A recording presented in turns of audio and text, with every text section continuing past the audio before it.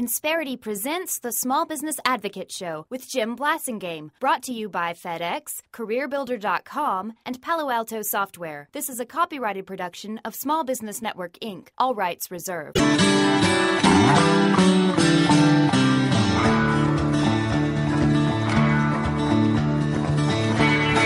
Dan Fogelberg brings us back 7 till the hour, I'm Jim Blasingame. Thank you very much for hanging out with me. Please check out my website, smallbusinessadvocate.com. Having a great visit with our friend Joe Frisard. Joe's a member of our Brain Trust. He is the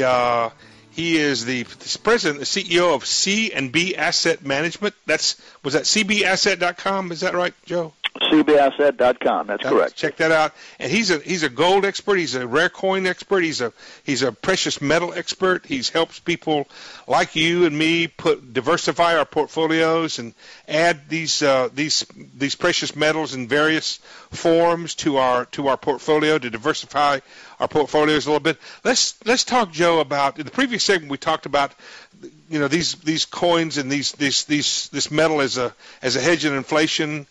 We talked about whether to buy coins or gold or what you should have. Now let's talk about how an average person would incorporate something like this into their IRAs. They don't have people who don't have a big portfolio. It's just a modest, average American's portfolio. How should they diversify?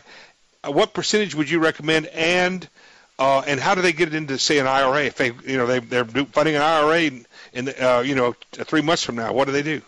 Well, and there's only certain coins you can put into an IRA, and that's the U.S. Gold Eagles, whether it's the gold, the silver, or the platinum. You can put those into your IRA. So you can't put gold bars into your IRA? Can't put gold bars, no. Okay. You can't do All that, right. no. As far as diversification, the percentages of going into gold, some financial advisors will tell you 5%. Some people will tell you 15%. We fall in the middle. We think 10% is fine. If you're really uneasy, up to 15%, but I wouldn't recommend any more than that, 15% tops. Mm-hmm. Mm-hmm. If they want to put money, the gold coins into the IRA, they can contact us, and we'll direct them to that. They are going to need a custodian for that. We obviously not a custodian for that. You can't actually manage that yourself. It's like right? I mean, you can't. Can you take possession in an IRA? No, you need a custodian. Yeah, they've got to manage all that. I mean, all you do, right. You just become the owner. You just own an asset. You don't get to handle it or store it or anything like that. It's part of your IRA. It's outside. Part of the IRA. Yeah, it's not part of your non-deductible.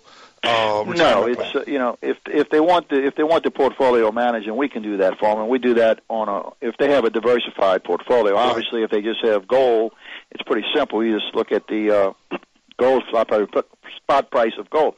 But here's something that we are developing with our good friend Richard. In about 60 to 90 days, we're going to have an evaluation process that our clients will be able to go to our website. It'll be passcode oriented. They will be able to go in there and look at their portfolio and get update of the valuation, total portfolio, just click on it, and it'll be updated 24/7. So like they could go to Fidelity and check out their stocks or whatever. They can go to CBS and check out the value of the entire portfolio. Yeah, that's very interesting. And we're probably going to be the only company in the country doing that, because what happens with people that hear a radio ad or a television ad, and they call up and they buy the flavor of the day that the company is pushing, and they accumulate coins over the years, and then 5-6 years later they find out, they go to their safety deposit box or go into their safe, and they have all these coins, and they say, you know what, I don't even know what I have. I have no idea what it's worth.